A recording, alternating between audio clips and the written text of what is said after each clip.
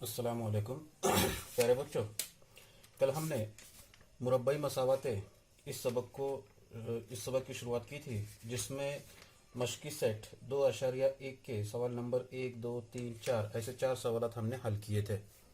आप लोगों ने उसकी मश्क की होगी ऐसी उम्मीद है। अब हम देखेंगे सवाल नंबर 5 की तरफ। ये सवाल जो है एग्ज़ाम में 2 नंबर के लिए पूछा जा सकता है या पूछा जाता है। अगर मिसाल इस तरह से है कि अगर x बराबर 3 मसावात के x की दूसरी कुवत नफ़ी 10x जमा 3 बराबर सिफर का एक जज़र हो तो k की कीमत मालूम कीजिए। ठीक है, तो यहाँ पर दिया हुआ है कि x बराबर 3 जो है ये दी गई मसावात का एक जज़र है। तो इसका हल हम इस तरह से शुरू करेंगे। हल कि चूंकि x बराबर 3 दी हुई मसावात का एक जज़र है, इसलिए मसावात में x बराबर 3 रखने पर, इससे पहले हमने मसावात के जज़र की तारीफ भी देखे कि x की जिस कीमत के लिए मसावात के बाएं जानिब की कीमत दाहिनी जानिब के मसावी आती होगी, ऐसी x की कीमत को दी गई मसावात का जज़र कहते हैं। ठीक है, कल मैंने आप लोगों को तारीफ बताया हूं, और यहाँ पर दिया हुआ है कि x बराबर 3 जो है यह दी गई मसावात का एक जज़र है। अगर एक जज़र है तो हम मसावात में x बराबर जब 3 रखेंगे तो मसावात के बाएं जानिब की कीमत दाहिनी जानिब के मसावी मिलेगी, और इसलिए हमें मिलेगा k कॉस में x की दूसरी कुवत, लेकिन x की कीमत है 3, तो वो हो जाएगा 3 की दूसरी कुवत नफ़ी 10 ज़र्ब 3 जमा 3 बराबर सिफर। अब यहाँ पर 3 का मुरब्बा लेंगे। 9 के नफ़ी 10 दिया 30 जमा 3 बराबर सिफर। ठीक है, तो ये हो जाएगा 9 के, अब नफ़ी 30 जमा 3, अलग अलग अलामतें नजर आ रही हमको। कौन सा अमल होगा? तफरीक का अमल होगा। 30 में से 3 को नफ़ी करेंगे, कितना बचेगा?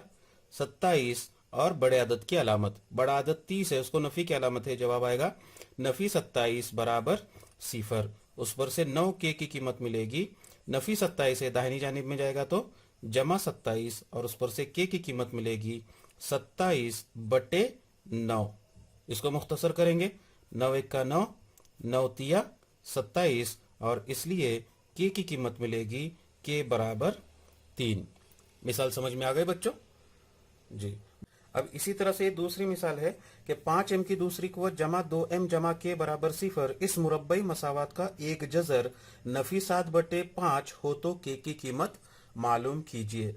जिस तरह से हमने ऊपर मिसाल हल किए, सेम टू सेम उसी तरीके से जो है इस मिसाल को भी हम हल करेंगे। तो यहां पर लिखेंगे कि चूंकि एक m बराबर, अब यहाँ पर मुतगय्यर जो है वो m इस्तेमाल हुआ है, तो m बराबर नफ़ी 7/5 दी हुई मसावात का जज़र है, इसलिए मसावात